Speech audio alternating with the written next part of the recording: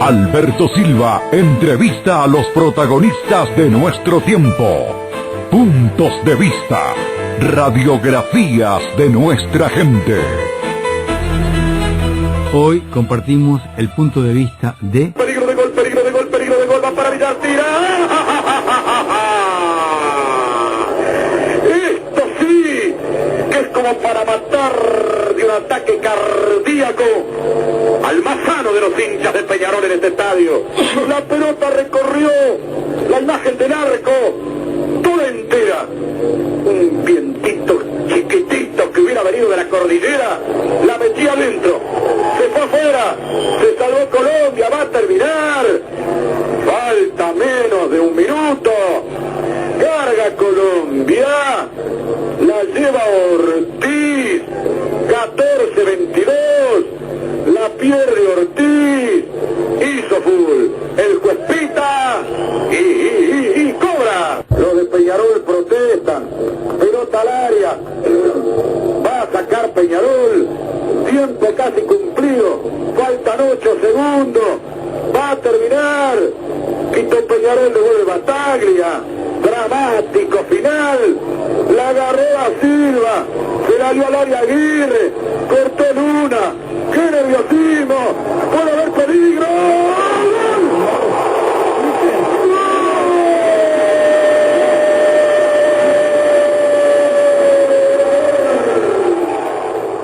Rubén Casco, quizá el más original de los relatores del fútbol uruguayo, dueño de un estilo crítico, ácido y directo como ninguno.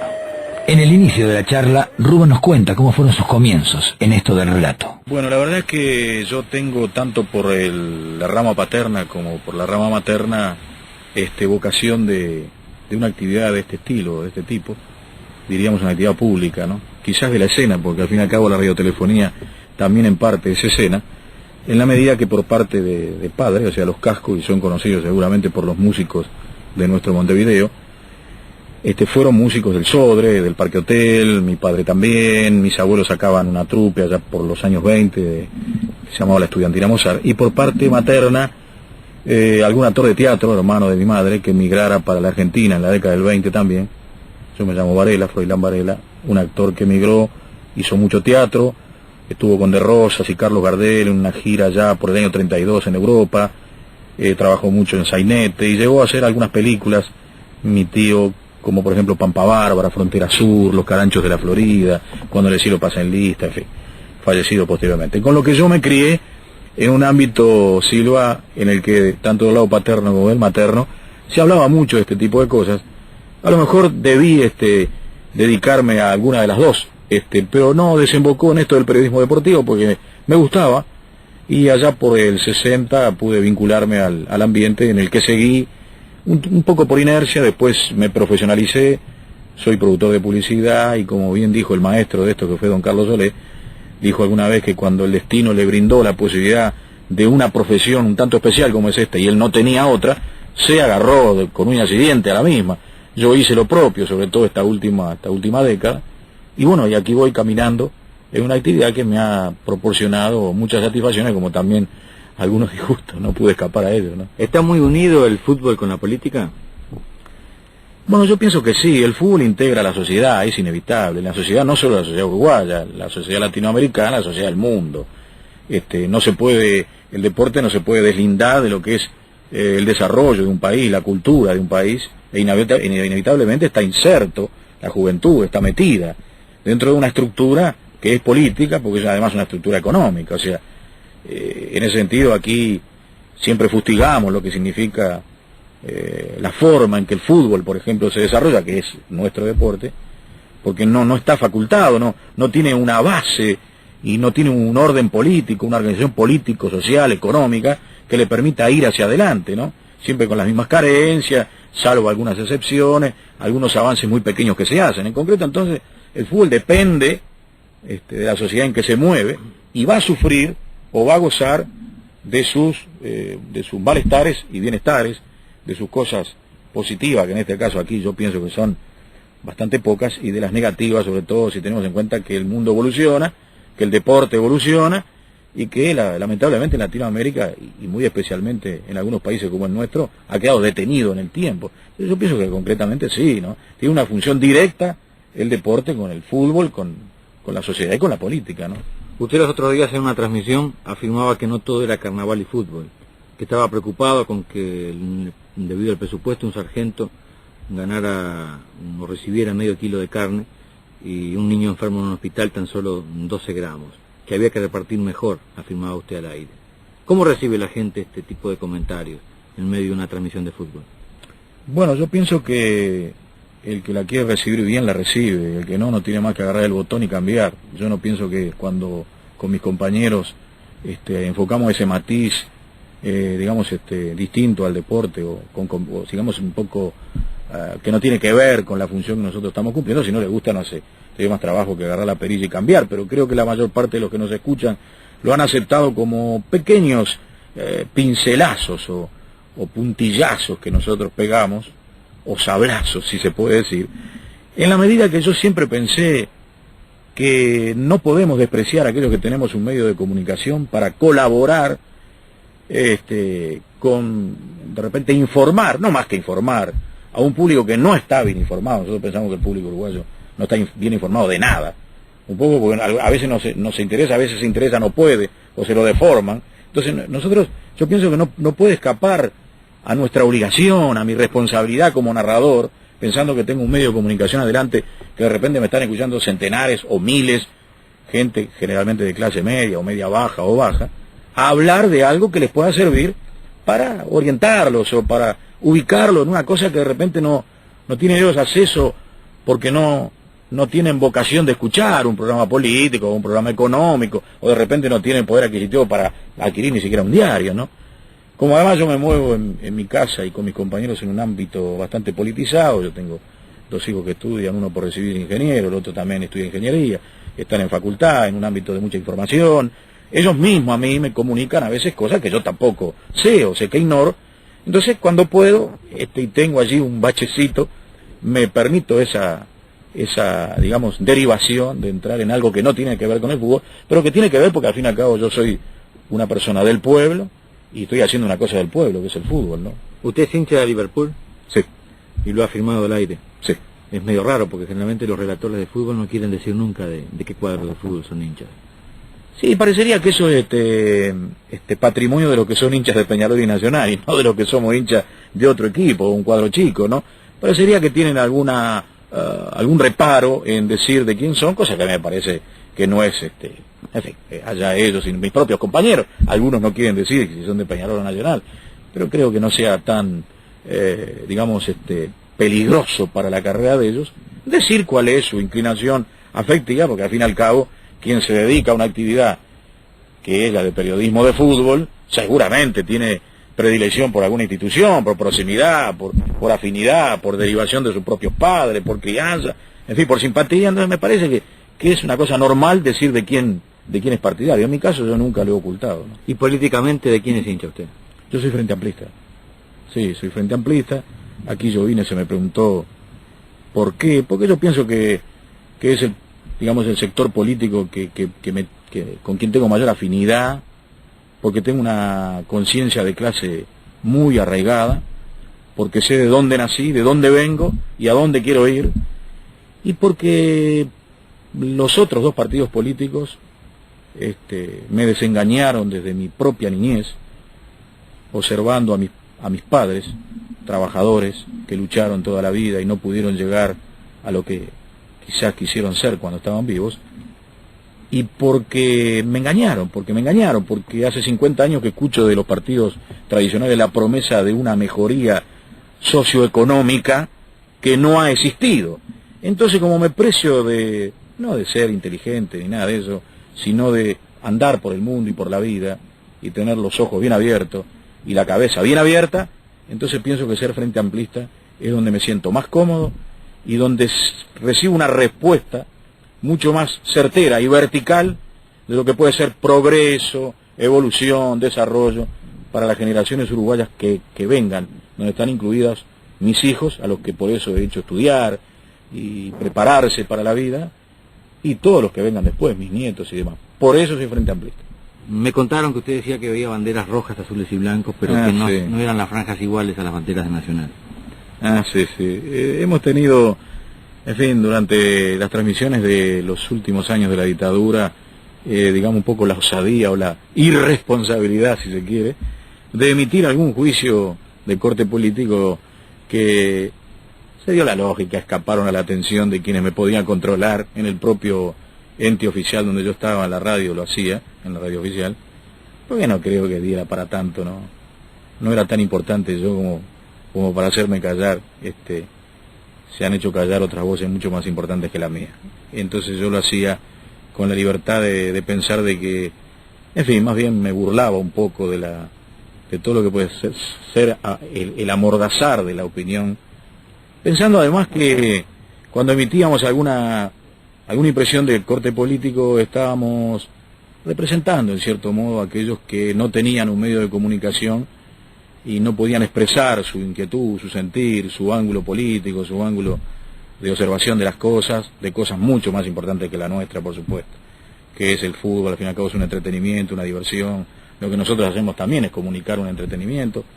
Entonces, en fin, siempre, digamos, poniéndome un poco en lo que soy del pueblo y de origen muy humilde y muy modesto, en un momento así creía que era para mí y para mis compañeros una gran satisfacción poder involucrar determinadas cosas. Por ejemplo, cuando Ferreira Aldunate estaba por llegar a Montevideo, un delantero uruguayo en un determinado partido, Ferreira hizo 2 o 3 goles y nosotros dijimos, vemos a la hinchada que grita Ferreira, después otro delantero casualmente se llamaba Villar y pocos días antes, circunstancias que se daban por casualidad, amigos, hizo también un par de goles, 2 o 3 goles en un partido y también dijimos lo mismo.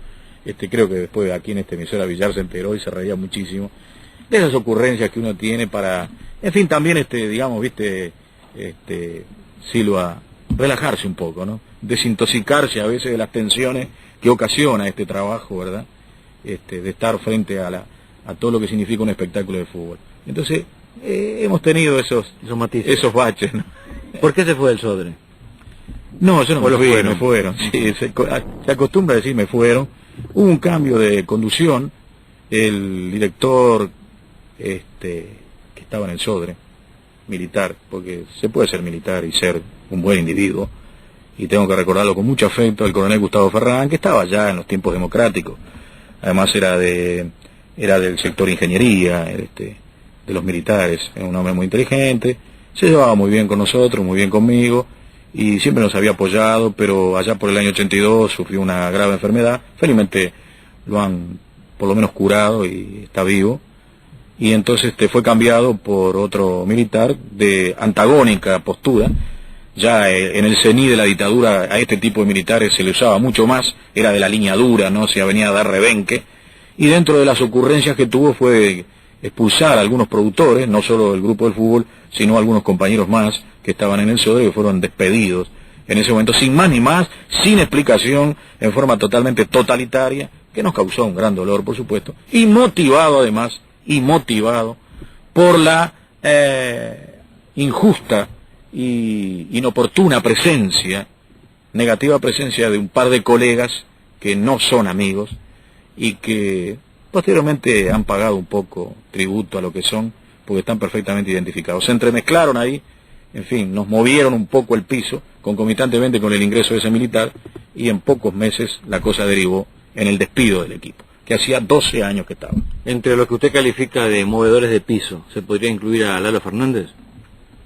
No, yo no quiero dar nombres aquí porque no me animo, o sea, no. Simplemente la gente sabe, no piensa que yo diga quiénes son, ni siquiera quiero nombrarlos. Atento, Casco. De esta manera, se le informaba que había un gol en alguna de las canchas del fútbol uruguayo. Es lo que estamos compartiendo, la charla con Rubén Casco, allá por mediados de los años 80. ¿Algún día va a transmitir, va a relatar la victoria definitiva del pueblo en la cancha de la vida? Yo pienso, no creo que llegue, no sé, es complicado, pero creo que un día sí se va a dar ese partido. Pero al final va a venir. ¿Usted cree que no va a estar allí para relatarla? No creo, tengo mis dudas, pues además mi trabajo me ha permitido, amigos, le agradezco al fútbol, al deporte, el haber conocido toda América Latina completa, algunos lados más de una vez, y a través de tiempo, o sea he notado como los pueblos latinoamericanos siguen muy sometidos. Hay pueblos como el peruano, por ejemplo, y el boliviano, que tienen problemas de raza, intercalación de razas, indígenas, raza morena mezclada con blancos, muy heterogéneos. Acabo de estar en Colombia, un país que tiene grandes problemas de inmoralidad, problemas de drogas, Venezuela, Chile, a las que quiero tanto, un país que quiero muchísimo, hace 25 años que conozco, tengo amigos de toda la vida ahí, y poco lo he visto cambiar, más bien hundirse. Brasil, con toda su complejidad, sus distancias enormes, lo que puede ser un hombre de Río Grande del Norte, conozco allá Bahía, Fortaleza, con lo que puede ser uno de Río Grande del Sur, no tiene nada que ver, o sea, una cosa totalmente distinta, un país excesivamente grande, difícil de dominarlo, con carencias de trabajo, de educación, de cultura. Paraguay, con esa dictadura mortal de toda una vida, ¿no? Paraguay sigue al ritmo de carreta, ¿no? Todos los pueblos aquí muy sometidos, muy sumergidos. Entonces me parece que va a ser muy difícil que todo esto sea a corto plazo. Cuando se habla de integración latinoamericana la veo con ciertas dudas. Debe existir y tendrá que existir, pero lo sueño más por el lado de empezar, digamos, por sectores, o sea que sobre todo aquí el Cono Sur, Chile, Argentina, Uruguay puedan emanciparse, digamos, por lo que significa su cultura española, italiana, una mayor posibilidad de desarrollo. Ya lo veo más difícil poder tener una afinidad con la filosofía de un venezolano, un centroamericano.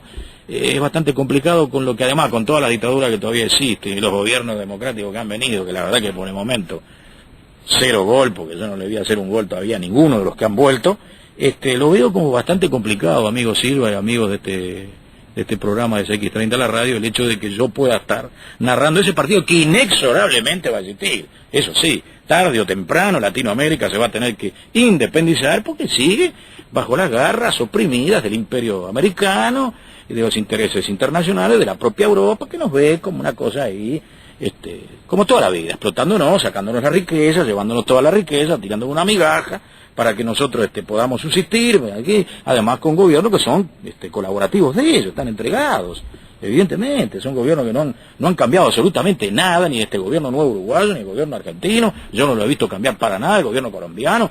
Escuchame, te cuento una anécdota, que se la cuento a toda la gente porque vale. 25 días antes que el volcán Nevado del Ruiz reventara, este servidor con algunos compañeros veníamos con Peñarol, pasamos por arriba, salimos de Cali, está a 1 hora de Bogotá, Cali, a medio camino está el Nevado del Ruiz, pasamos, y entonces vimos un volcán todo lleno de nieve que echaba humo.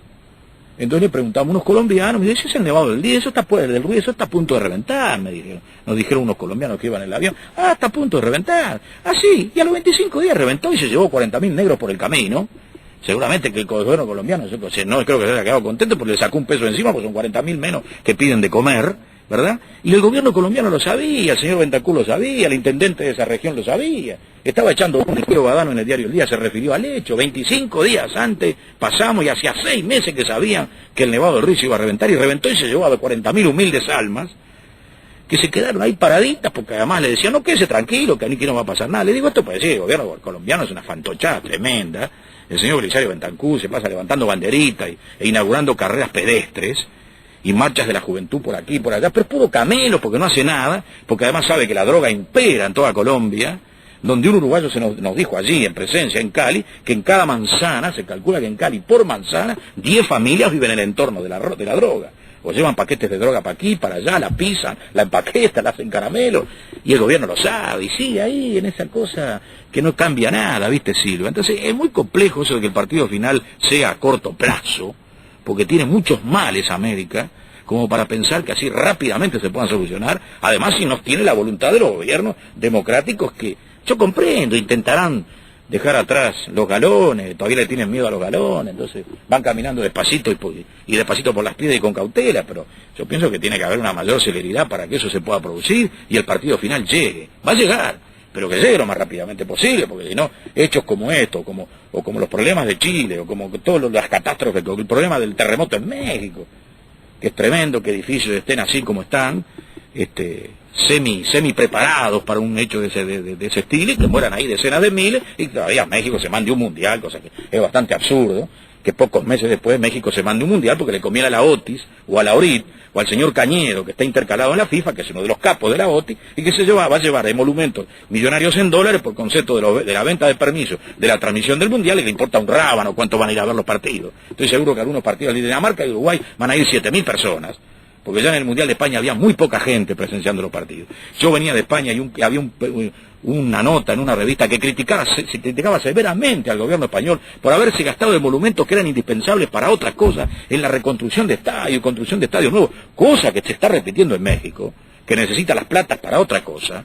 Se están construyendo estadios para que se beneficien los medios de comunicación, los poderosos dueños de los medios de comunicación, con la anuencia de la FIFA, el señor Avelange, muy amigo de Cañedo, entonces él se va a llevar una cantidad de pesos, la gente que va a ver los partidos no va a ser mucha, porque no creo que el pueblo mexicano esté capacitado económicamente como para adquirir entradas, que realmente en general son muy caras. Entonces México tuvo un terremoto bárbaro, se mandó a un mundial, o sea, toda una serie de incongruencias, de carencias, ¿verdad?, de falta de autenticidad, de verticalidad para encarar un problema social y económico de América Latina, que lo conozco en persona, con las limitaciones de un ciudadano común como soy yo, que además no voy a Colombia ni a Ecuador a investigar problemas políticos, voy a ver un partido de fútbol, a narrar un partido de fútbol, pero no tengo más remedio, porque tendría que ser muy ciego y muy neófito, de no darme cuenta de la cantidad de problemas que tienen esos países, de orden social, económico, cultural, que son así, están a flor de piel. Entonces ese partido final, y perdonad que me calenté un poco ahora, yo pienso que va a demorar, y no creo que pueda tener vida para verlo, pero quizás mis hijos sí,